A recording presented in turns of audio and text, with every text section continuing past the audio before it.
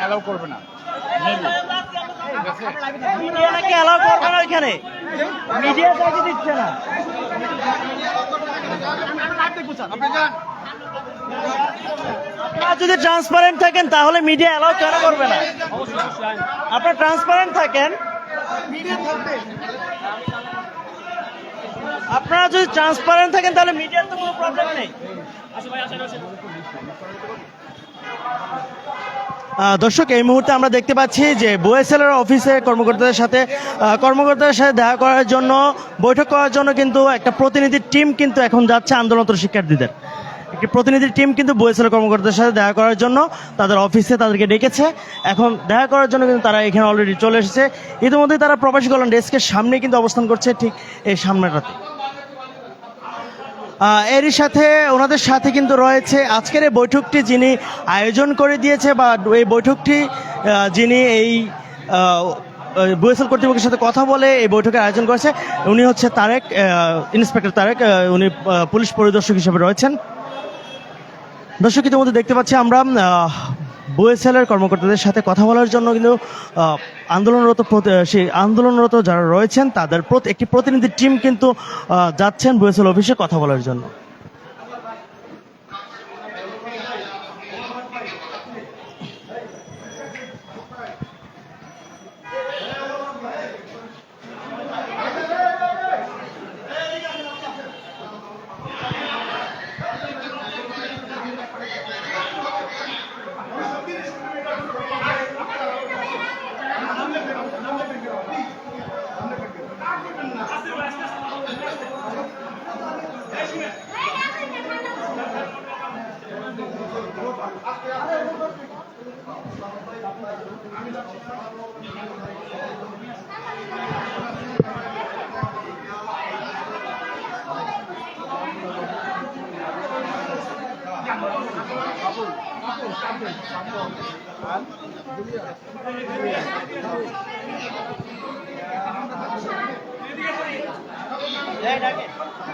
দর্শক, এই মুহূর্তে কিন্তু বুয়েসেল কর্তৃপক্ষের সাথে কথা বলার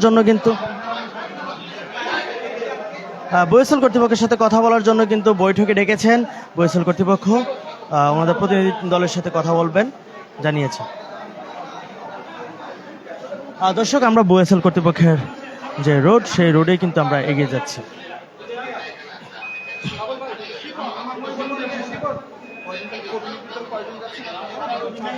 আপনার টোটাল প্রতিনিধি দল কয়জন যাচ্ছেন?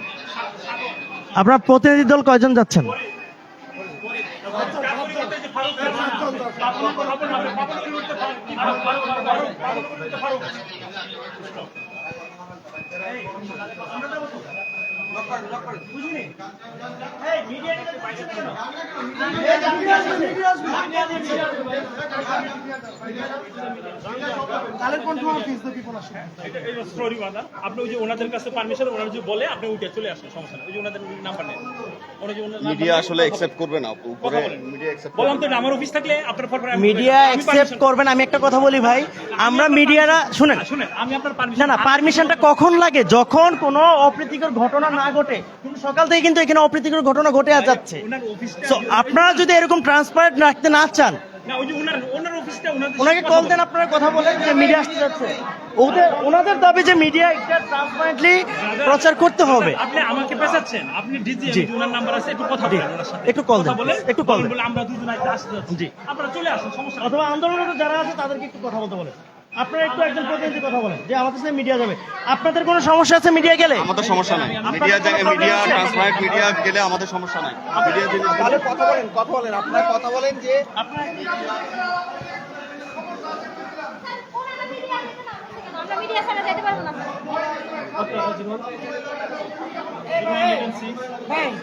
এখানে যখন আমি বলি ইপিএস দিয়ে যখন আসিফ নজরুল দর্শক এই মুহূর্তে কিন্তু মিডিয়াকে ঢুকতে দেওয়া হচ্ছে না এই যে বুয়েসেল অফিসে, যে আজকের যে তাদের সাথে বৈঠক, সেই বৈঠকটা কিন্তু যারা এখানে আন্দোলনরত শিক্ষার্থীরা রয়েছেন তাদের সকলের দাবি মিডিয়া কাভারেজ করার জন্য, মিডিয়া সম্পূর্ণভাবে লাইভে এটা প্রচার করার জন্য, কিন্তু মিডিয়াকে কাভারেজ করতে দিচ্ছে না এখানকার বুয়েসেল কর্তৃপক্ষ।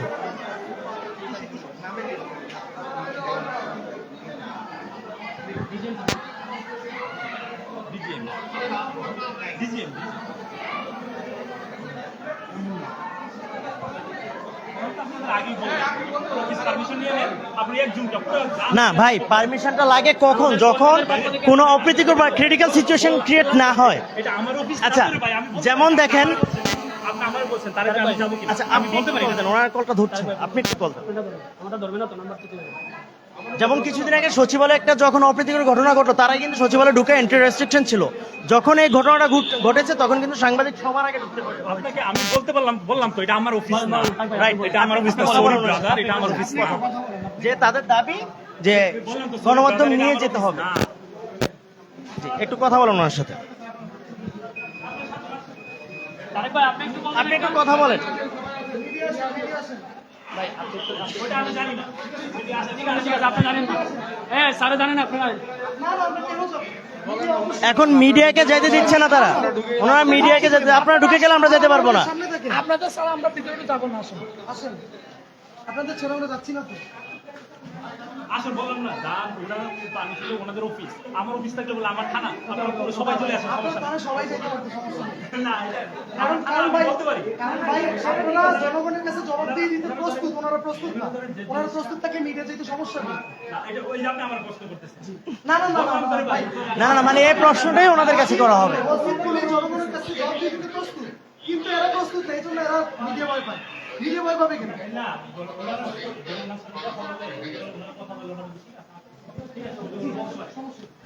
না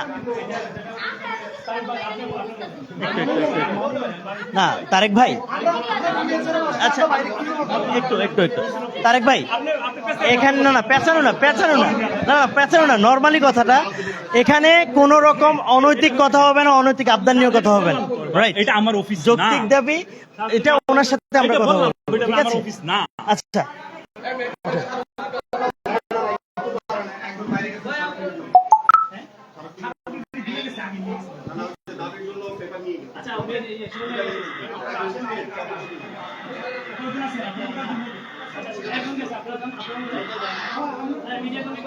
হ্যাঁ আমরা আছি।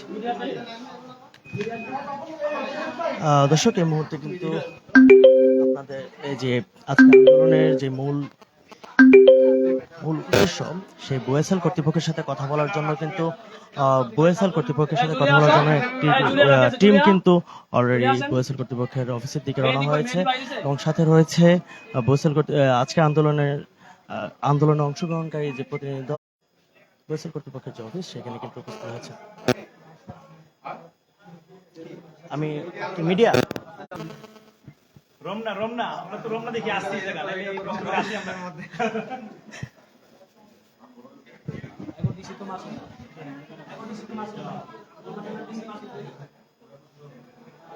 স্যার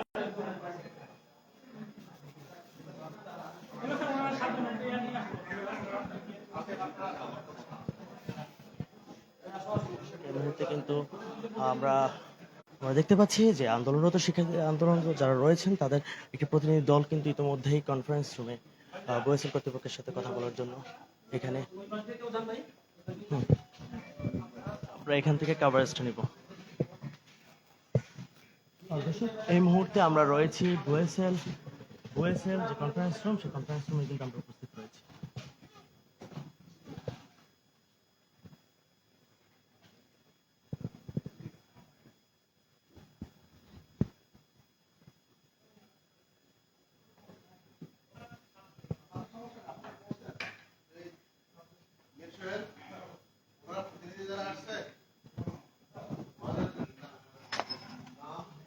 মোবাইল নম্বর এবং ওই ইপিএস আইডি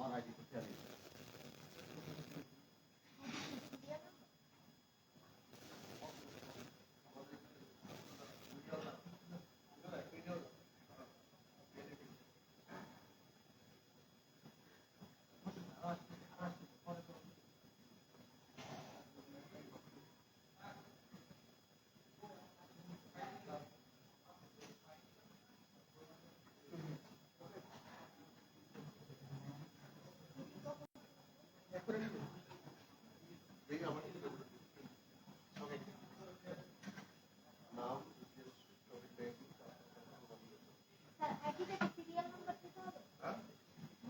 আইডিটা কি না ইডিএস আইডি আছে না আপনাদের সবার হ্যাঁ। ওই আইডিটা দিন ওই আইডিটা কি মানে নামটা সিরিয়াল আইডি নাম্বারটা আইডি নাম্বারটা কি হবে?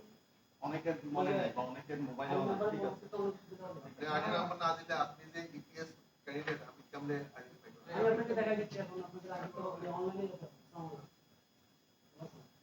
আমি আপনাকে অনলাইনে দেখা দিচ্ছি আমার ওইটা অনলাইনে দেখাবেন না আমি বলি স্যার এখানে যে একটু কষ্ট যেমন এটা আমার আইডি এখানে তো যে আমার কত কাগজ কারো পাই এটা ওই আইডি নাম্বারটা তো আমার আপনারা কি সবাই বিদ্যার্থী চেয়েছেন না কোন তো আমার সাথে নেই বাইরে পড়ছে না না একটা আইডি আছে যেটা আপনারা এই যে এটাই আমাদের আইডি ধরুন এটা হচ্ছে আমার নাম, ঠিক আছে এখানে হচ্ছে আমি আমার নাম দিতে পারতেছি প্লাস হচ্ছে আমার কিন্তু সাঁওতাল নাম কিন্তু আইডি তো আমার থাকবে হচ্ছে আপনি কোড করুন আরেকটা রেফারেন্স নাম্বারটা না স্যার কি বলছেন আসসালামু আলাইকুম।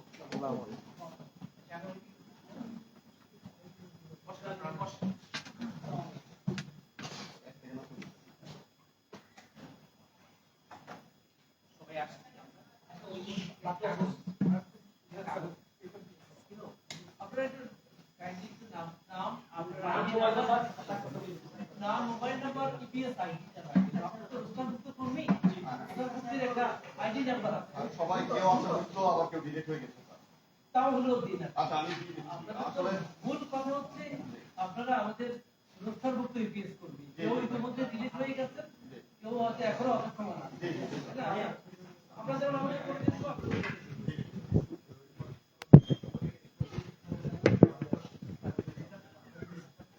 বিসমিল্লাহির রহমানির রহিম।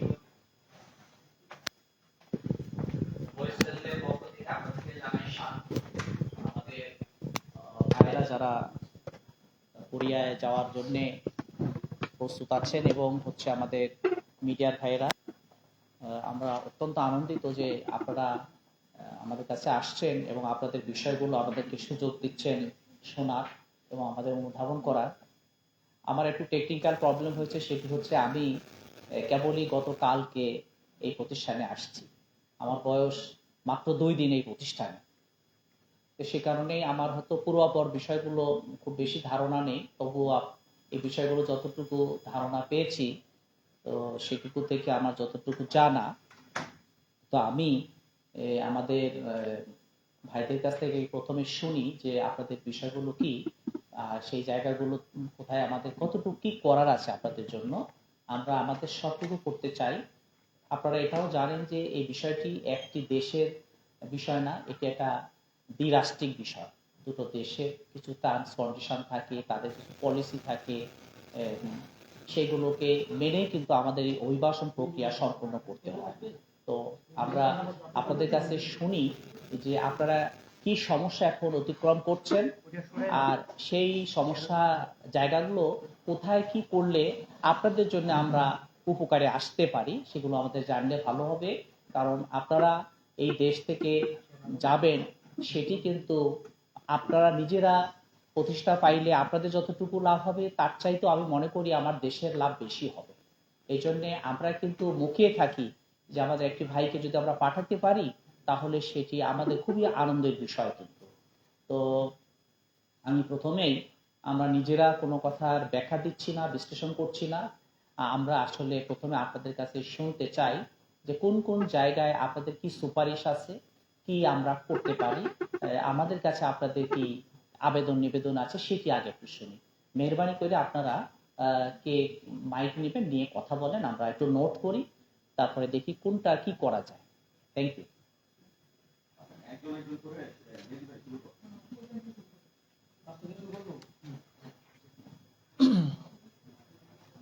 আমাদের একটু নোট নিয়েন, আপনারা একটু নোট নিয়েন যে ওনাদের কথাবার্তাগুলো।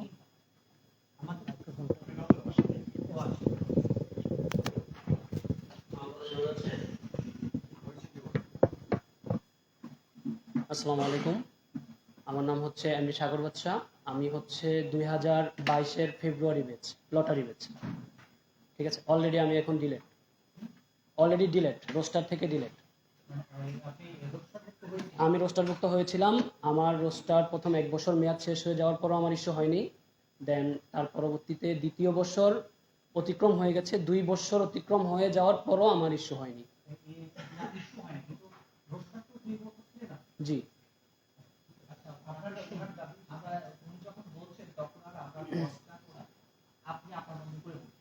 জি। আচ্ছা, আমি হচ্ছে আমার ব্যক্তিগত মতামত এখানে প্রকাশ করতেছি। সেটা হচ্ছে কুরিয়ার লাইনে যখন আমরা ফার্স্ট আসি, সবাই একটা বুক ভরা স্বপ্ন নিয়ে আসি।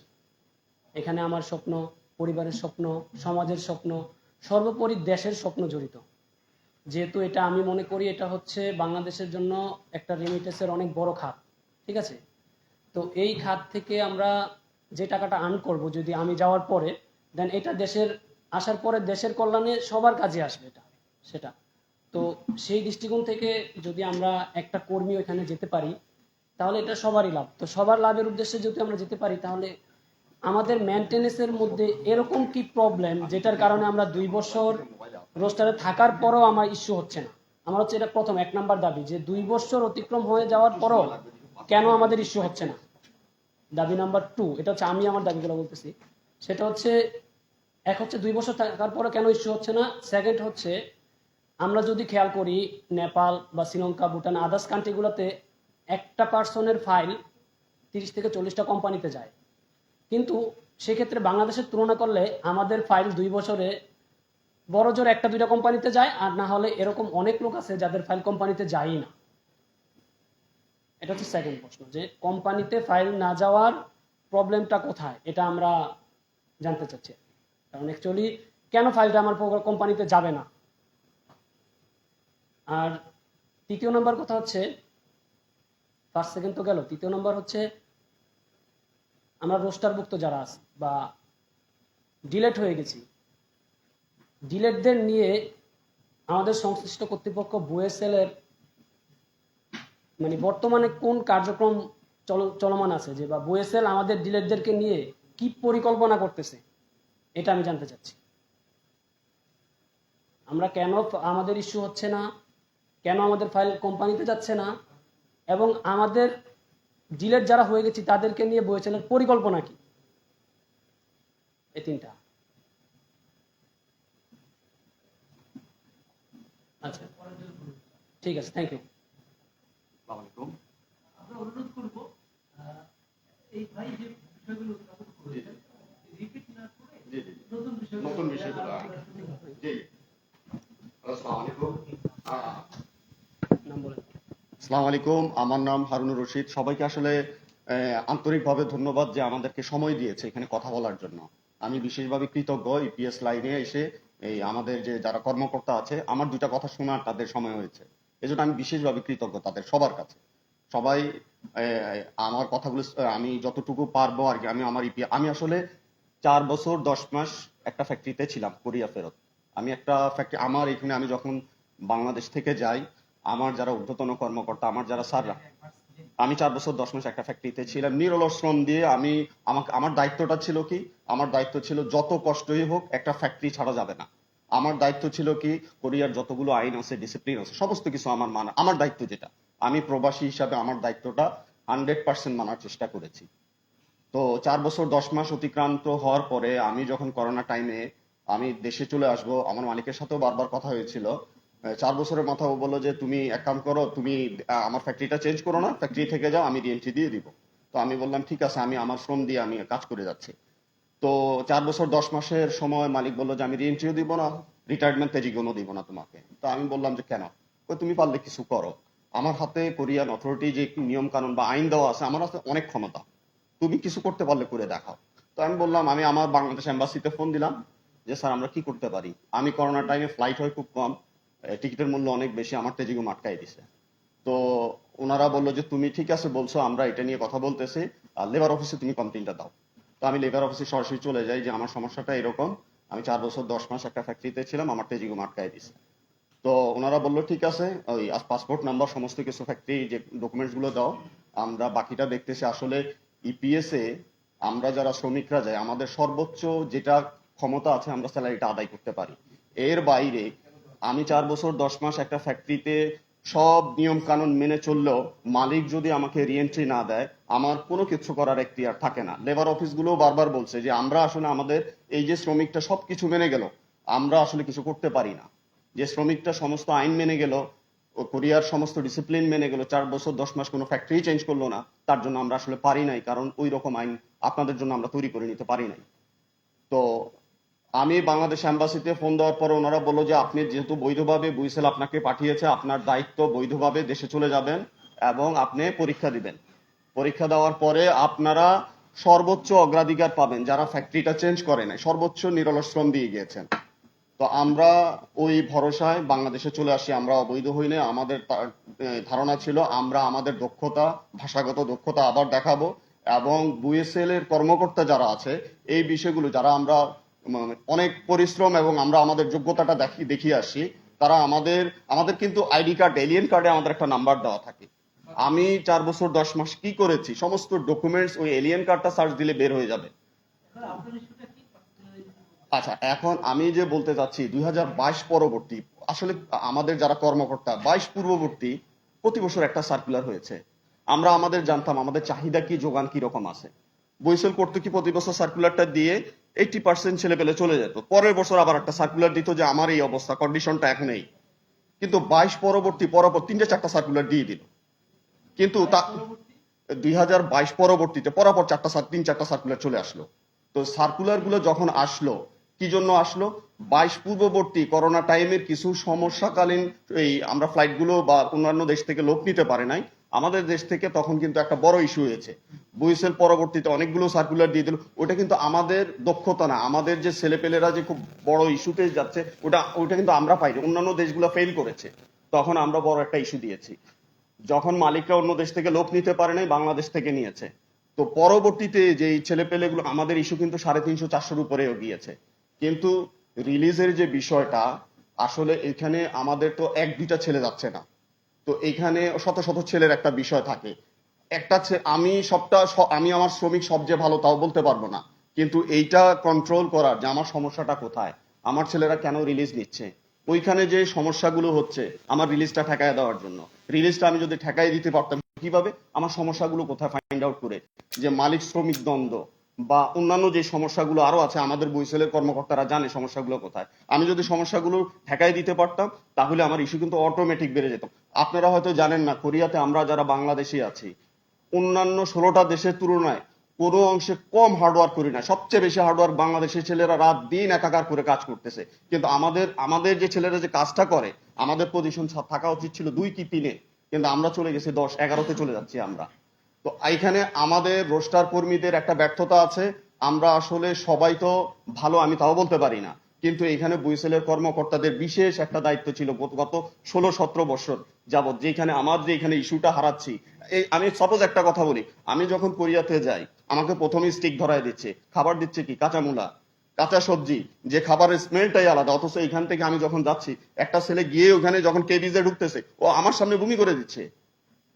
কারণ ও তো ওই অভ্যাসটা নাই, বাংলাদেশ থেকে নাই, ও গিয়ে বমি করে দিচ্ছে। ও গিয়ে মালিককে বলতেছে আমি তো খাইতে পারতেছি না, কাজ করতে পারতেছি না, মাথা ঘুরে পড়ে যাচ্ছি।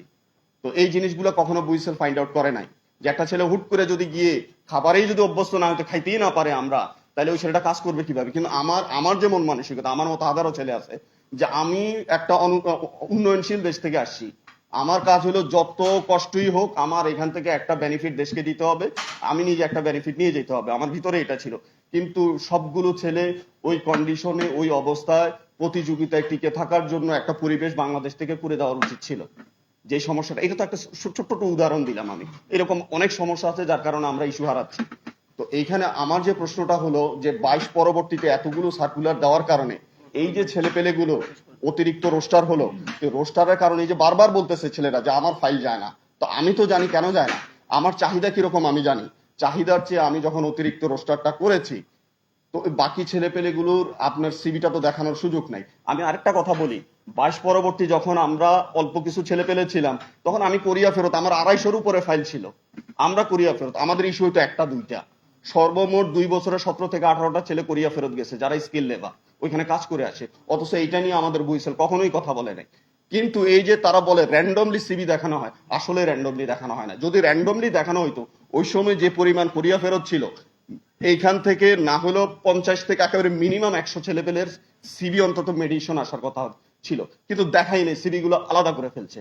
তো এইটা হলো, এটা আমি যুক্তি দিয়ে বলে গেলাম যে 400 যদি বিষয় ইস্যু হয়, সব যদি নতুন হয়, কোরিয়া ফেরত 50টা 60টা ছেলের ইস্যু হইলো না, কারণটা কি? তার তো তখন তো ইস্যু হচ্ছে, ইস্যু এত খারাপ ছিল না, এখন ইস্যু কম কিন্তু আমার রোস্টার তো অনেক বড় করে ফেলেছে, তো সিবি যাওয়ার তো কোনো সুযোগই নেই। এখন এই যে হাজার হাজার, এই যে সামনে আরো ছেলে পেলে আসবে, যে আন্দোলনটা হচ্ছে, যে আমার কথা হলো আমি সবগুলো ধাপ অতিক্রম করে আসলাম, আমার সিবিটা কেন গেল না, কেন গেল না তো এটা আমি বুঝি, আমার চাহিদা অনুসারে আমার যোগান হয়ে গেছে বেশি, আমার সমস্যাগুলো সমাধান করা হয় নাই, ইস্যু হারাচ্ছি, যার কারণে আমি আমার শ্রমিক বেশি পাঠাইতে পারি নাই।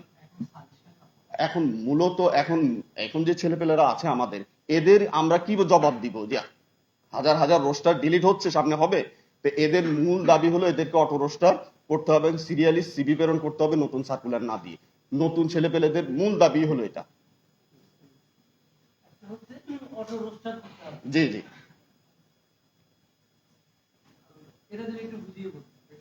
আচ্ছা এইটা আমি বলি, অটো রোস্টারের কথা, হ্যাঁ অটো রোস্টারের কথাটা আমি বলি, 2020 সালে করোনাকালীন প্যান্ডামিক সময় অটো রোস্টার হয়েছে। আমাদের স্যাররা বলছে করোনাকালীন এটা একটা মানে ইন্টারন্যাশনাল একটা সমস্যা, সারা দেশেরই বিশ্বের সমস্যা। তো বিশ্বের যদি সমস্যা হয়, 16টা দেশ থেকে প্যান্ডামিকের সময় তো আমিও আসছি, কোরিয়াতে যারা রিলিজ নিছে তারা রিএন্ট্রি পেয়ে গেছে, কিন্তু আমি 4 বছর 10 মাস, হ্যাঁ আমি 4 বছর 10 মাস পর্যন্ত একটা ফ্যাক্টরিতে থাকার পরে বাংলাদেশে আমার মতো 16টা দেশ থেকে ছেলে পেলে আসে, আমি তো কোনো প্যান্ডামিকের কোনো সুযোগ সুবিধা পাইনি। তার মানে কি, এই সুযোগ সুবিধা কিছু সংখ্যক মানুষকে দিয়ে ওরা করছে কি, ওদের মতো মালিক পক্ষকে সুযোগটা দিয়ে মানে প্যান্ডামিকের যে সমস্যাটা অতিক্রম করে চলে গেছে। কিন্তু একটা প্যান্ডামিকে সবার সুযোগ থাকে যে সবাই সুযোগ সুবিধাটা গ্রহণ করবে, কিন্তু এটা করা হয় না। তো যদি তখন অটো রোস্টার করতে পারে, তা এখন কেন পারবে না?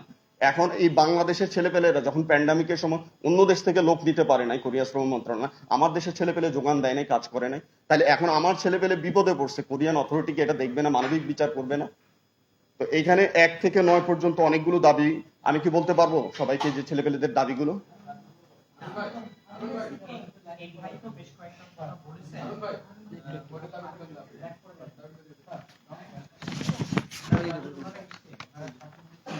আচ্ছা, আমরা একটা মাঝখানে আমার মাইন্ডটাকে একটু থামাই, তো রিপিটিং হবে, আমরা যদি প্রত্যেকের পরিচয় দিই, শুরুতে একটু পরিচয় দিই, তারপরে কথা বললে ভালো হবে।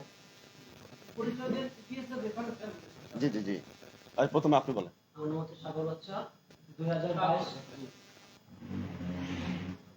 জি বলেন। 2022 9 তারিখ ফেব্রুয়ারি 2022 একদম হচ্ছে ফেব্রুয়ারি।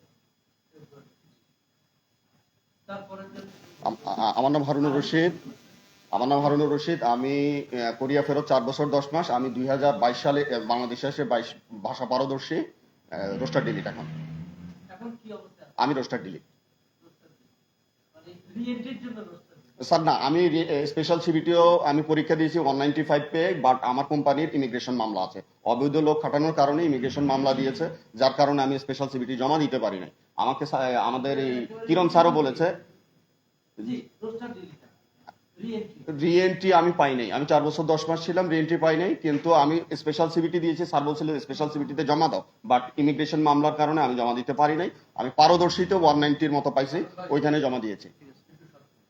আচ্ছা জি আপনি বলুন। স্যার আমার টপিক পোস্টার দিলে আমার নাম জুলিয়া আক্তার, আমি 2022 ফেব্রুয়ারি লটারি 2022 ফেব্রুয়ারি লটারি ডিলেট রোস্টার ডিলিট 22 এর সময় তো ডিলেট হয়ে গেছে। রোস্টার ডিলিট হয়েছে আপনার এপ্রিল।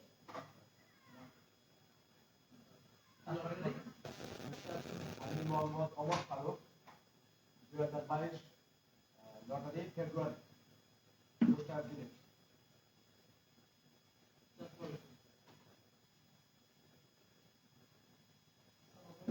আমি মোহাম্মদ কবির, আমি 2022 সালের ফেব্রুয়ারি লটারি ফেব্রুয়ারি মাসে 20 তারিখে করতে গেছি। মে মাসের 5 তারিখে আমার লটারি 10টা দিয়ে দিয়েছি। 2 বছর নিয়ে এসেছি পরের জন্য। আমি মোহাম্মদ শিবন 2024 লটারি। আমরা আপনাদের সবার উপস্থিতি রাখতে তো মেহরবানি করে জি জি জি জি জি। তারপরে পরবর্তী বলেন। 2022 মার্চ 2022 মার্চ ডিলিট হয়ে গেছে না আছে? আচ্ছা মাইক্রোফোন বন্ধ করেন। আপনাদের সামনে সামান্য একটু আতিথ্যতা আছে, মেহরবানি করে গ্রহণ করবেন সবাই। আমি নিজ থেকে মোহাম্মদ তাকে আমি সবাই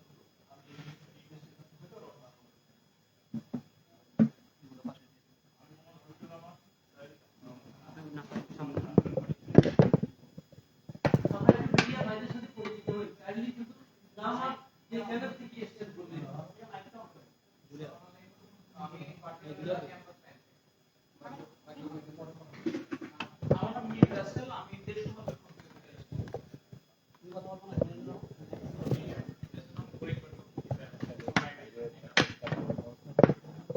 আসসালামু আলাইকুম স্যার, আমি ইন্সপেক্টর মিজান বিজিএফএ যাচ্ছি। আমি কবিতা যদি না আপনি যেটা বলতে চাইছেন ওটা যদি না বলে তাহলে আপনি বলুন। আসসালামু আলাইকুম, আমি আবু বকর সিদ্দিক, জয়েন্ট ক্যালকুলেটর আছি ডিপ্রেশন। মেয়েদের চূড়ান্ত এগুলো আসসালামু আলাইকুম, আমি আবুল হাসান সাজিদ, আমি জেজের উপরে স্টাফ। আমি কথা বলা শেষে স্বাক্ষর করি। হ্যাঁ